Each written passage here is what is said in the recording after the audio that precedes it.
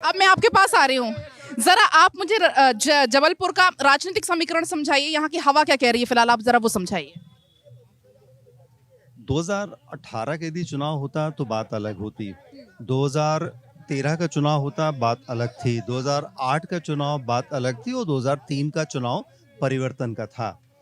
लेकिन यदि ये हम 2023 के चुनाव पर हम यहाँ पर खड़े हुए हैं, 8 विधानसभा सीटें हैं, यहाँ पर नेक टू नेक फाइट पूरे प्रदेश में जिस तरह से है उसी तरह से जबलपुर की पूरी 8 विधानसभा में नेक टू नेक फाइट है। और उसका रीजन ये है कि 2018 में कांग्रेस ने यहाँ पर बहुत अच्छी फाइट दी थी और उन्होंने सत्ता से बेदखल किया था बीजेपी को, जबकि उनके वरिष्ठ नेता उस वक्त काम कर रहे थे। योजनाएं तब भी बहुत अच्छी लागू की थी बीजेपी ने, लेकिन इसके बाद भी उन्हें 18 में चुनाव को हार का सामना उन्हें करना पड़ा था। इसलिए 23 का जो चुनाव है इसमें कांग्रेस पूरे कॉन्फिडेंस के साथ मैदान में उतरी है और बीजेपी के पास कॉन्फिडेंस इसलिए डबल है क्योंकि उनके पास केंद्र में अपनी सरकार है, केंद्र में उनके पास उनके अपने नेता हैं जिनकी वे अपनी भी बात करते हैं। लेकिन यहाँ यदि हम प्रदेश की बात करें कि आखिर यहाँ प्रदेश में ऐसा कौन सा कॉन्फिडेंस गेनर पॉइंट है उनके पास, तो देखिए उनके पास वो योजनाएं हैं जो साल 2008 से उन्होंने लागू की थी। इसमें सबसे जो महत्वपूर्ण योजना थी वो लाडली लक्ष्मी योजना थी और उसके बाद फिर वो संबल योजना लेकर आए, किसान योजना। कुल मिलाकर ये कहा जा सकता है कि टक्कर कांटे की है। हाँ, की वजह से ये बीजेपी कॉन्फिडेंस में है और कांग्रेस के पास अपना कॉन्फिडेंस है कि हम 18 में तो सरकार बना कर आए थे। अच्छा, अब कुछ थोड़े आम लोगों से जरा बात कर लेते हैं, उनका मूड जरा हम जानने की कोशिश करेंगे। क्या लग रहा है आपको इस बार, बीजेपी या कांग्रेस? आपको शंका है? आप बताइए, जवाब आप दीजिए। आपको शंका नहीं है बीजेपी में? बताइए। आप जिस जगह खड़े हैं ये विकास बीजेपी द्वारा किया गया है। आज अगर आप भोपाल दिल्ली से आई हैं अपनी गाड़ी से, कितने घंटे में पहुंच गए आप? 4 लाइन मिली नहीं मिली आपको? ये विकास किसका है? इसके क्या कह रहे हैं, क्या कह रहे हैं, क्या कह रहे हैं? हाँ। माननीय हमारे चंद्र कुमार भानोट जी पूर्व मंत्री थे, उन्हीं की नींव रखी है। पीछे जो पूरा बनाया हुआ कार उन्हीं के द्वारा है। अपनी टंकी प्रभास साहू द्वारा नहीं, आज रिकॉर्ड निकाले, आरटीआई तहत निकाल दो। क्या यहाँ पर उमा भारती के शासन काल में वो प्रभात जी द्वारा बनाया गया है। आप देख लिए ना, बोर्ड गड़ा हुआ है, आप ले चलो ना। चलो चलो, क्या कह रहे हो, क्या कह रहे हो? देखिए, जैसे अपन शुरू में फिल्म देखते रहे कि 20 साल बाद वैसे ही सांसद जी का रोल हो गया है।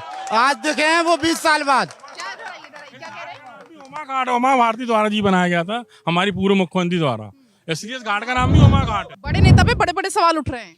नहीं, कोई सवाल नहीं। बड़े नेता ने पूरे लोकसभा की सेवा की है, विकास का काम किया है। जबलपुर में 400 करोड़ से एरोड्रम का विकास करना, 1100 करोड़ से फ्लाईओवर का निर्माण है, 2,500-4,000 करोड़ की रिंग रोड है। ये सारे काम हमारे सांसद ने करके दिए, 8 विधानसभा में काम करके दिए हैं। पश्चिम में फ्लाईओवर सांसद के प्रयासों से बना। सुन लीजिए, हाँ बताइए बताइए। पूरी बात मैं कहता हूँ।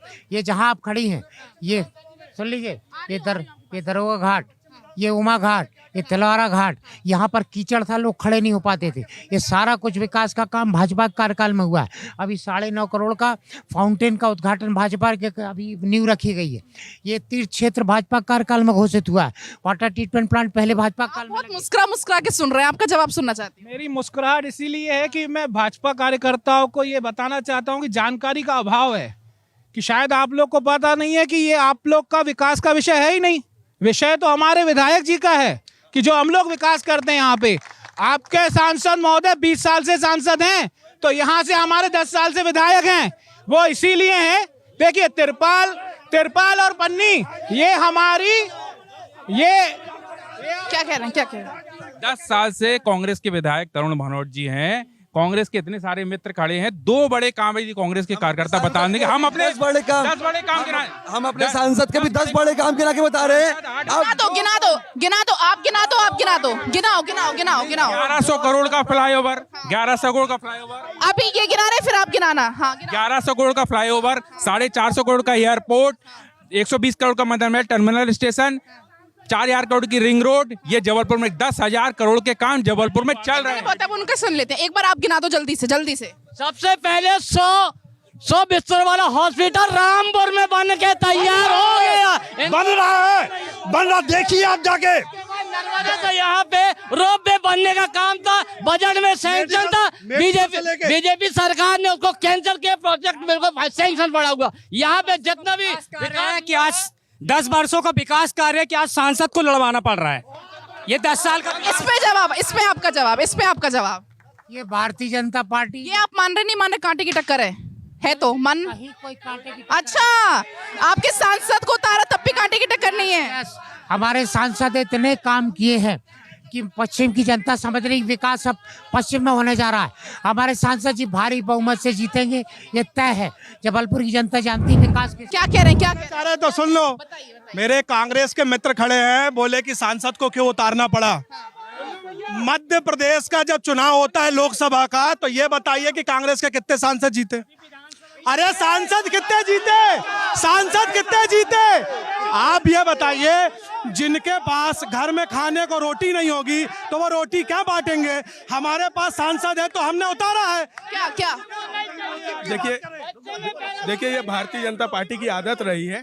हम इनसे जिले की बात करेंगे, प्रदेश की करेंगे, हम प्रदेश की करेंगे, ये देश की, और देश की करेंगे ये पाकिस्तान चले जाएंगे। अभी जवाब दो। लोकसभा की बात हो रही है, अभी विधानसभा की बात हो रही है। लोकसभा, इन्होंने पूछा पश्चिम विधानसभा के बड़े 2 काम बताएं।